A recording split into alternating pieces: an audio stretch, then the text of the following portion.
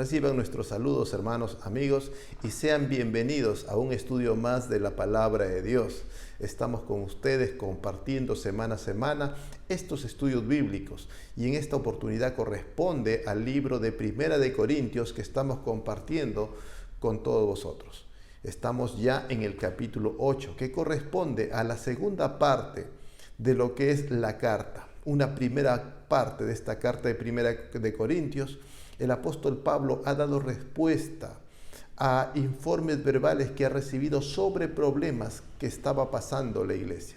Ahora, en esta segunda parte, se ha abocado a responder preguntas que a través de una carta recibida le han hecho los hermanos. Ha comenzado ya en el capítulo 7 con las respuestas a las preguntas sobre el matrimonio que le han hecho los hermanos de la iglesia de Corinto. Ahora va a responder preguntas relacionadas con conflictos que se están dando dentro de la iglesia en relación a cómo comportarse, qué actitudes tomar en cuanto a la idolatría. Vamos a llamarle conflictos relacionados con la idolatría. Estas respuestas van a darse en este capítulo 8 y parte también del 9 va a explicar, y el capítulo 10 va ya a exponer de manera completa este tema sobre la idolatría. Antes de poder ver este tema relacionado con la idolatría, es importante tener en cuenta el contexto religioso de la ciudad de Corinto. En la ciudad de Corinto había diversos altares y templos, porque la idolatría era diversa en la ciudad de Corinto. Y no solamente en la ciudad de Corinto, sino en todas las ciudades greco-romanas. Acordémonos pues de lo que es el capítulo 17 del libro de los Hechos, cuando el apóstol Pablo visita lo que es la ciudad de Atenas. Encuentra diferentes altares, diferentes templos donde se rendía culto a diferentes divinidades o deidades. Corinto no escapaba a ese rasgo cultural religioso. También dentro de la práctica de la idolatría en esta ciudad, se tenía por costumbre ofrecer, sacrificar animales a sus dioses, sea para pedirles un favor, sea por agradecimiento por algún supuesto beneficio recibido de sus dioses. Pero la costumbre iba con ofrecer animales, y la carne de esos animales, una parte era dada al sacerdote, otra parte era consumida por el ofrendante, por el devoto, con su familia y algunos invitados que tenía. Podía ser consumida en el templo mismo o podía ser consumida en su casa. Muchos creyentes tenían familiares, amistades, ¿no?, que hacían ese tipo de ritos, y a veces los invitaban a sus casas, ¿sí? Y habían ciertas dificultades, ¿no? Ciertas preguntas surgían pues ya en cuanto a cómo actuar en esas situaciones, ¿verdad? Además de ello, la carne que sobraba pues de los sacrificios era vendida, ofrecida en los mercados locales, y era comprada por los habitantes de Corinto. Y los creyentes también, si querían consumir carne, estaban en esa duda, ¿no? ¿Esta carne habrá sido sacrificada a los ídolos o no habrá sido sacrificada? Entonces, ante todo ese contexto en la ciudad de Corinto, surgen preguntas como lo siguiente, ¿no? ¿Podemos ir, comprar y comer la carne que ha sido sacrificada a los ídolos? Otra pregunta que serían los hermanos de Corinto: ¿podemos ir a casa de un amigo, ¿no?, inconverso, y compartir un almuerzo, una cena, con esa carne que probablemente haya sido sacrificada a los ídolos? ¿Podemos ir tal vez a un templo pagano?, se preguntaban, ¿no?, y comer esa carne que allí se ofrecía. Si era invitado tal vez por un inconverso al templo pagano, ¿podía ir, asistir y comer esa carne? Eran preguntas que se hacían los hermanos de la iglesia de Corinto, y las cuales le plantean al apóstol Pablo, y el apóstol Pablo en este capítulo 8, parte del 9 y el 10, va a responder a esta pregunta. Eso es en el contexto de la ciudad misma y de la práctica religiosa de los corintios. Pero también dentro de la iglesia es importante tener en cuenta el contexto de los hermanos dentro de la iglesia para poder entender a cabalidad este capítulo 8, parte del 9 y el 10 también. ¿Qué ocurría dentro de la iglesia? Había un grupo de hermanos creyentes que tenían una libre conciencia. Ellos se habían formado en la iglesia, conocían bien todo lo que es la enseñanza sobre la idolatría. Ellos razonaban y pensaban y decían que la carne entra por la boca y luego es eliminada, ¿no? Ellos sabían sobre la enseñanza bíblica que hay un solo Dios y no hay más dioses, ¿no? Que los dioses son producto de la imaginación de los hombres. Por tanto, la carne no podía contaminar espiritualmente la vida de un hermano o de un creyente.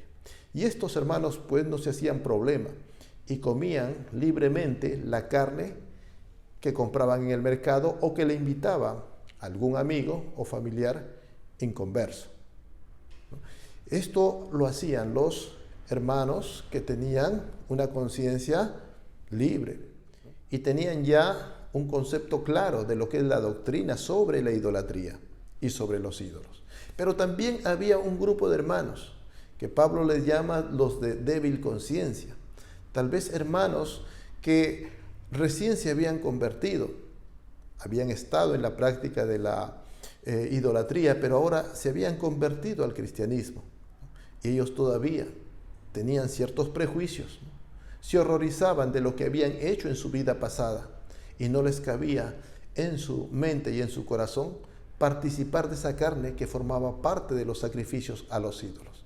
Y entonces ahí habían ciertos conflictos entre los hermanos que tenían una conciencia fortalecida, ¿no?, a través del conocimiento de la doctrina cristiana, y aquellos que aún no tenían un conocimiento pleno de la doctrina cristiana y tenían una conciencia todavía que se contaminaba, se afectaba al ver las actitudes de los otros hermanos. Bueno, en base a eso es lo que se desarrolla el capítulo 8 de Primera de Corintios. El apóstol Pablo, antes de entrar a tratar el problema en sí, va a hablar acerca del conocimiento y el amor que debe tener en cuenta el creyente. La palabra de Dios dice así, 1 Corintios, capítulo 8, versículo 1 al 3, dice lo siguiente: en cuanto a lo sacrificado a los ídolos, sabemos que todos tenemos conocimiento. El conocimiento envanece, pero el amor edifica. Y si alguno se imagina que sabe algo, aún no sabe nada como debe saberlo. Pero si alguno ama a Dios, es conocido por él. Amén. Gloria al Señor. Aquí el apóstol Pablo comienza a abordar, ¿no?, de manera general, de la siguiente manera el problema, ¿no? Dice así en el versículo 1: en cuanto a lo sacrificado a los ídolos, sabemos que todos tenemos conocimiento. Nos quiere decir que en cuanto a la doctrina sobre los ídolos, a la enseñanza sobre los ídolos, la iglesia ya tiene conocimiento. Como iglesia, como institución, ya tiene un conocimiento pleno. Recordemos que cuando Pablo funda la iglesia, cuando llega por primera vez y predica el evangelio, los creyentes de Corinto habían sido rescatados, salvados de un mundo y de una práctica de idolatría. Entonces ellos ya habían sido instruidos. La iglesia tenía ya bien establecida la enseñanza o la doctrina sobre la idolatría, ¿no? Por eso dice, ¿no?, en cuanto a este tema, todos tenemos conocimiento. La iglesia ya tiene su enseñanza establecida. Pero les hace ahí una advertencia, les hace ahí un alto y les dice: el conocimiento envanece, pero el amor edifica. Hace esta exhortación, esta advertencia. Le dice: pero hay que tener en cuenta esto, que el conocimiento por sí solo, sin tener en cuenta el amor hacia el prójimo, el amor hacia los hermanos, envanece, enorgullece, llena de orgullo a la persona. Pero el conocimiento, cuando es aplicado en la vida del creyente, en su relación con los demás, con amor, ese conocimiento en amor sí edifica. Dando a entender que estaban teniendo conocimiento, pero cuidado, que no están aplicando el amor a ese conocimiento que tienen. Luego sigue diciendo en el versículo 2, y si alguno se imagina que sabe algo, aún no sabe nada como debe saberlo. Aquel que tiene conocimiento nada más, pero en su corazón no tiene amor, cuando aplica ese conocimiento, no sabe nada. Como dice más adelante cuando habla del amor, si conociese todos los misterios del mundo y no tengo amor, nada soy. Gloria al Señor. Bien, pero en el versículo 3 va a decir lo siguiente, pero si alguno ama a Dios, es conocido por Él. Pero el que ama a Dios, aplica su conocimiento teniendo en cuenta a las demás personas, su corazón, sus emociones, sus sentimientos, su susceptibilidad a lo que le voy a decir, entonces ese sí conoce a Dios y es conocido por Dios. Esa actitud es aprobada por Dios. Comienza haciendo estas advertencias porque el problema tenía que ver con actitudes de orgullo que tenían ciertos creyentes, que tenían conocimiento sobre otros que no lo tenían. Vamos ya a lo que es el versículo 4 para adelante. Va a ser un recuento, como que va a refrescarle la memoria acerca de la verdad o enseñanza sobre lo que son los ídolos realmente, ¿no? Y eso dice en el versículo 4 hacia el versículo 6. Escuche lo que dice la palabra de Dios. Acerca pues de las viandas que se sacrifican a los ídolos, sabemos que un ídolo nada es en el mundo y que no hay más que un Dios. Pues aunque haya algunos que se llamen dioses, sean en el cielo o en la tierra, como hay muchos dioses y muchos señores, pero para nosotros, sin embargo, solo hay un Dios, el Padre del cual proceden todas las cosas, y nosotros somos para Él, y un Señor, Jesucristo, por medio del cual son todas las cosas, y nosotros por medio de Él. Amén. Entonces va a hablar acerca de la comida que se sacrifican a los ídolos, de la carne que se sacrifica a los ídolos, que se ofrecen a los ídolos, que era el punto a través del cual se estaban generando los conflictos dentro de la iglesia de Corinto. Entonces va a decir acerca de eso, sabemos que un ídolo nada es en el mundo. Es decir, sabemos que el ídolo o ese Dios al cual los paganos rendían culto, nada es decir, no existe. Júpiter, Diana, Marte, etcétera, los diferentes dioses que ellos tenían eran producto de su imaginación, producto de la mitología griega o romana, y en realidad no tenían existencia real, ni en el mundo físico ni en el mundo espiritual. Y ya en el versículo 5 va a hablar de otra realidad que está detrás de los ídolos, detrás de la idolatría, detrás de la rebeldía del hombre a Dios. Pues aunque haya algunos que se llamen dioses, sea en el cielo o en la tierra, como hay muchos dioses y muchos señores. Aquí habla de algo importante que deben tener en cuenta, que si existen muchos dioses, supuestamente dioses y señores, habla de seres espirituales en el cielo, haciendo referencia a seres espirituales. Habla de los gobernadores de las tinieblas, potestades o ángeles caídos o demonios que se organizan en diferentes potestades. Esos ángeles caídos se hacen llamar dioses y se hacen llamar señores. Pero no solamente están en el cielo, sino también en la tierra, dice. Quiere decir que en la tierra también hay hombres, seres humanos, que se diosifican. Se hacen llamar dioses a ellos mismos, como los emperadores, los gobernadores. Muchos se creían, pues, dioses. El mismo César, el emperador romano, era considerado un dios. Y eso no solamente en el imperio romano, en el imperio babilónico, en el imperio persa, en todos los grandes imperios. Los reyes, los emperadores, se consideraban a sí mismos dioses. Entonces dice, ojo, cuidado, el ídolo nada es, pero hay seres espirituales que se hacen llamar dioses y señores. Hay seres también terrenales que se hacen llamar dioses y se creen también señores. Pero ya en el versículo 6 dice lo siguiente, establece la doctrina cristiana. Dice, pero para nosotros los creyentes, sin embargo, solo hay un Dios y Padre del cual proceden todas las cosas. El Creador es el único Dios, no hay más. Y nosotros somos para Él. Y un Señor, Jesucristo, por medio del cual son todas las cosas, y nosotros por medio de Él. Amén. Gloria al Señor. Entonces, a pesar de que hay la mitología, la religión pagana, aún la existencia de seres espirituales que se hacen llamar dioses, señores, y a pesar de que hay gente terrenal aquí en la tierra que se cree Dios, que se cree señores, para los creyentes no hay más que un solo Dios, el resto son creación de Dios, un día darán cuenta todos a Dios. Gloria al Señor. Luego ya de explicar esta doctrina, la doctrina de la idolatría, que es la realidad bíblica, cuál es la realidad, la verdad bíblica sobre esto, va a pasar ahora a hacer advertencia, ¿no?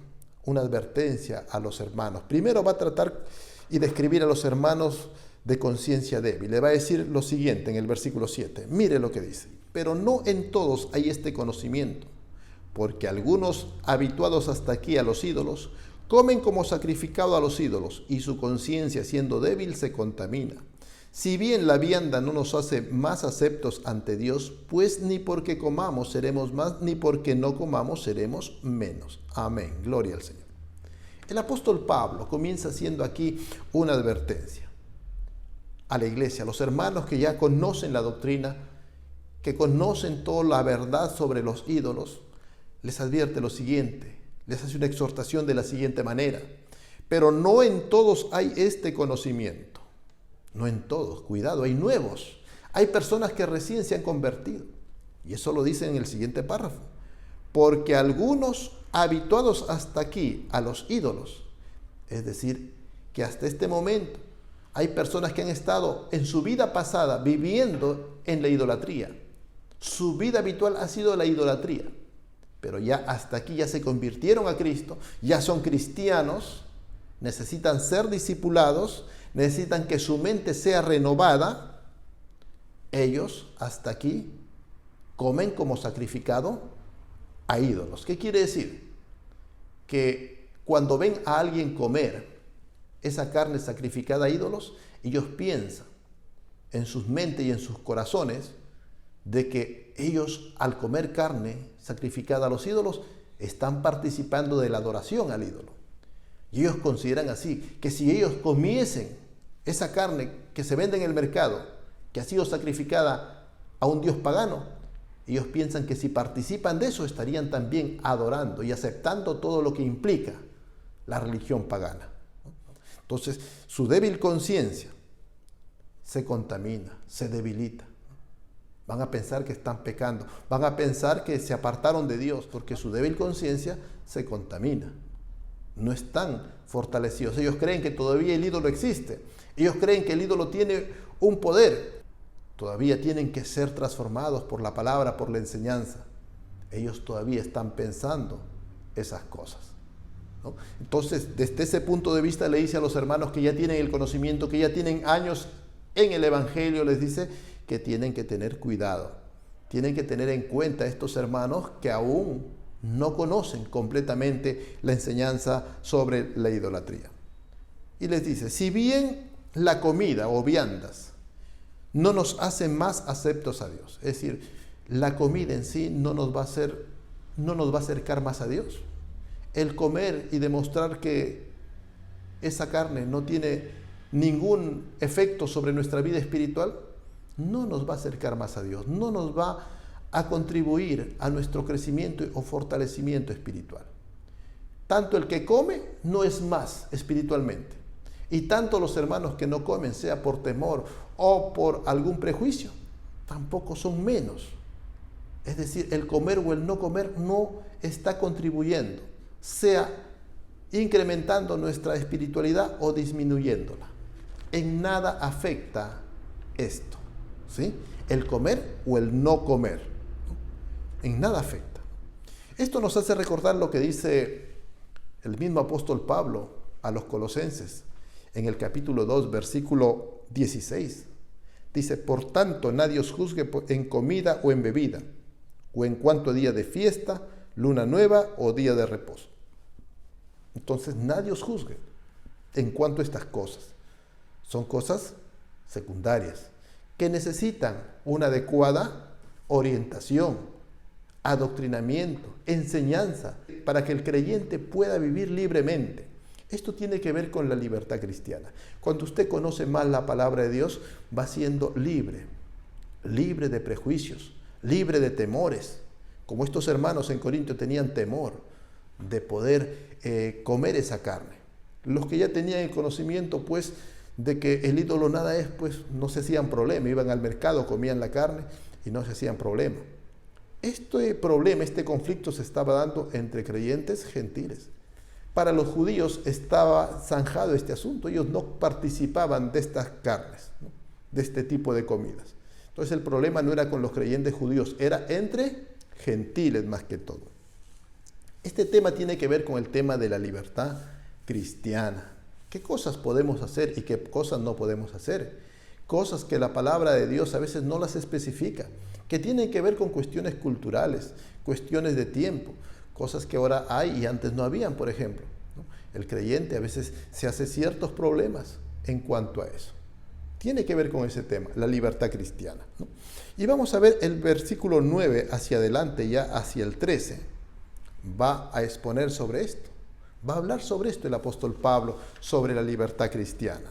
Dice así la palabra del Señor, 1 Corintios capítulo 8, versículo 9 para adelante. Dice así, pero mirad que esta libertad vuestra no venga a ser tropezadero para los débiles, porque si alguno te ve a ti, que tienes conocimiento, sentado a la mesa en un lugar de ídolos, la conciencia de aquel que es débil no será estimulada a comer de lo sacrificado a los ídolos. Y por el conocimiento tuyo, ¿se perderá el hermano débil por quien Cristo murió? De esta manera, pues, pecando contra los hermanos e hiriendo su débil conciencia, contra Cristo pecáis. Por lo cual, si la comida le es a mi hermano ocasión de caer, no comeré jamás carne, para no poner tropiezo a mi hermano. Gloria al Señor. Amén. Ahora, en este párrafo final, desde el versículo 9 hasta el versículo 13, el apóstol Pablo va a exhortar a aquellos que se jactan de tener conocimiento y que no saben tratar a sus hermanos con amor, sino que tal vez se burlan o los menosprecian porque no conocen y ellos ejercen su libertad y aún muchas veces ofendiéndolos a sus hermanos. El problema no estaba si comían o no comían, el problema está con qué actitud lo hacían, con una actitud de orgullo, con una actitud de prepotencia, con una actitud de que ellos pueden hacerlo y el otro no. Pobrecito, ¿no? Pobrecito, no conoce, no sabe, qué ignorante que es. Cuidado, esas actitudes sí son pecado. El comer o el no comer no era pecado, pero sí la actitud con que comía o con la actitud con la que no comía. Los que no comían juzgaban al que comía y decían, estos son unos carnales, estos son unos falsos cristianos. Dicen que creen en Dios, pero están adorando al ídolo. ¿Se da cuenta? Todos esos prejuicios había. Las actitudes de los creyentes estaba trayendo conflicto y estaba trayendo también, pues, problemas en la vida espiritual de la iglesia. Entonces, la libertad cristiana debe ser usada en amor, ¿verdad? De esta manera, entonces, concluye el apóstol Pablo esta parte, ¿no? Que la libertad cristiana que tenemos todos, pues debe ser usada en amor. Si veo entonces que el comer carne va a afectarle a un grupo de mis hermanos, mejor no como carne, me abstendré de comer carne, renunciaré a mi derecho de poder comer carne, aún esa carne sacrificada a ídolos. Sí, puedo comerla, pero me abstendré por amor a mis hermanos débiles. Gloria al Señor. Bien, mis amados hermanos, este ejemplo que se da dentro de la iglesia de Corinto es situaciones que también se dan en estos días. En estos días se dan dentro de la iglesia del Señor, ¿no? Cuestiones como se puede celebrar cumpleaños o no se puede celebrar Navidad o no se puede poner árbol de Navidad o no se puede. Y cuántas cosas más relacionadas con comidas, con costumbres, con vestido y con muchas formas más que la Biblia no las especifica, pero sí nos da principios básicos que debemos emplearlos. Y sobre todo, preguntarnos, ¿edifica la iglesia o no edifica? ¿Edifica mi hermano o no lo edifica? ¿Sí? Y como líderes, los pastores, los maestros, tenemos una responsabilidad grande. Instruir a la iglesia en amor, enseñar la doctrina cristiana en amor, para evitar cada día menos problemas y conflictos dentro de la hermandad cristiana. Dios nos bendiga. Muchas gracias y será hasta un próximo programa en que estaremos compartiendo más de la palabra de Dios.